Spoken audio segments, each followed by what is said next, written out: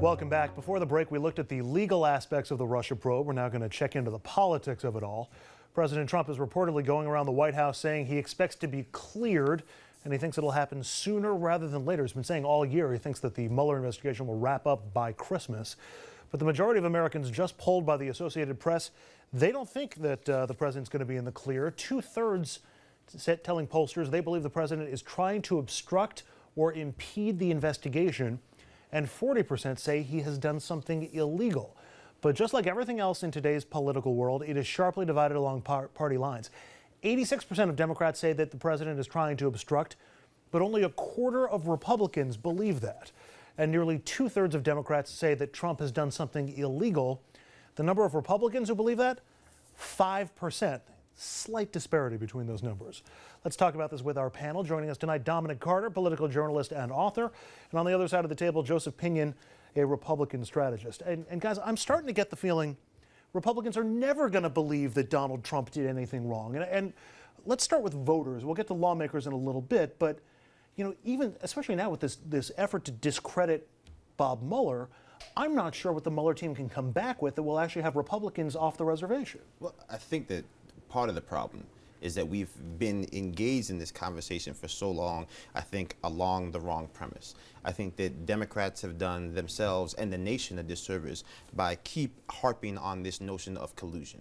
I think that at every turn there seems to be more and more effort that while the Russians possibly did attempt to attack our investigation, and while we have intelligence officers saying that they did, there is very little evidence to say that they were actually successful and actually having some form of collusion there. And so I think that when Democrats focus on that, and not necessarily the broader macro sense of what is occurring here, the fact that the president, not that there was actually an attempt, but the president doesn't seem to care about the fact that there was an attempt. But we do have Donald Trump Jr. and Manafort and a couple of others who were in the room at that meeting at Trump Tower looking for dirt on Hillary Clinton. That might not be proof of collusion, but it's certainly proof that they wanted to collude. Well, I think that there's a difference between having individuals who are working on the campaign wanting to collude and then actually saying for a fact that the President of the United States engaged in a conspiracy to defraud the American people of an election. And I think that too often that is a narrative that's being pushed instead of, to me, focusing on something that in many ways is a little bit more insidious and possibly more dangerous to an American democracy, which is the fact that we know concretely,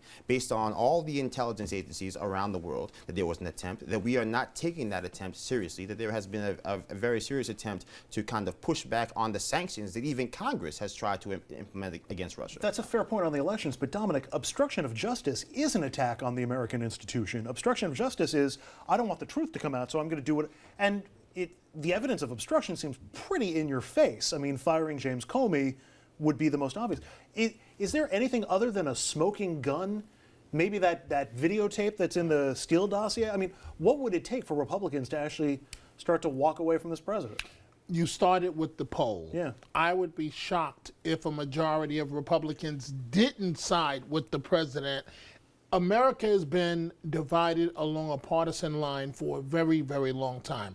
It's not shocking that a majority of Republicans feel that the president hasn't done anything wrong. So to come back to the latter part of your question, it would require a smoking gun and to prove collusion, in my opinion, in some Republicans' minds. And even if you had the smoking gun, they would still say that they felt that this was a partisan attack and that the president did nothing wrong. I don't think we can go by public opinion polls at all. I think that Mueller just has to go forward with this investigation, which he seems to be doing. And I don't know if these reports are accurate, but it's somewhat delusional to think that this special prosecutor is going to wrap up and clear the president by Christmas. No, I think it's going to be next August or September, just in time for the midterms, for him to put his thumb on the scale. In the last segment, we showed some of the Fox News clips talking about how this is a coup that's going on in America, and I'm curious for your reactions, and Dominic, I'll start with you. Are Democrats, are liberals overplaying their hand by being that outraged by the language? Or is this just to be expected? When you say by the language, exactly what do you that Fox News calling it a coup, saying it's undermining our democratic system. As far as the emails that came out and so on? the whole Mueller investigation. Well, again, America is so sharply split along political lines.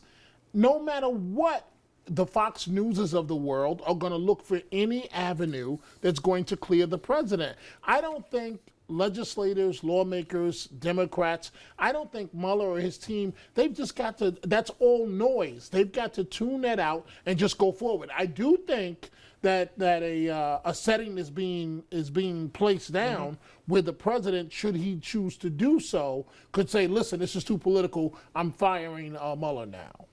Joseph, coup?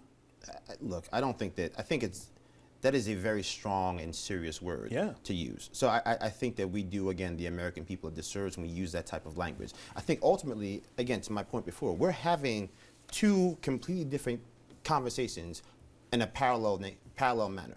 What I mean by that is the fact that, again, Democrats keep harping on the fact that this president has done something illegal. He is, that this president has colluded with Russia and all these things. I just don't think the evidence supports that. But there is a mountain of evidence that Republicans are unwilling to concede. Even if you look at those numbers, I think that even those numbers that we just pointed to speak to that. When you have 63% of Americans, you feel that somehow that there has been an attempt to obstruct, and yet somehow then the next one, you're looking at 43% when they start talking about specifically to Russia. And so I think in that cross-section, you see the fact that you have some people who, again, understand that on some basic level, the president has done something, or that administration has done something that is not kosher. But at the same standpoint, when we flip to that other number, is trying to reflect the fact that, again, you're talking about collusion, not necessarily something that is more along the lines of actual obstruction of justice. We're going to take a break. When we come back, we talk taxes. Congress is set to start voting on the Republican tax bill as early as tomorrow. What's in, what's out, who wins, who loses? We're going to take a look right after this.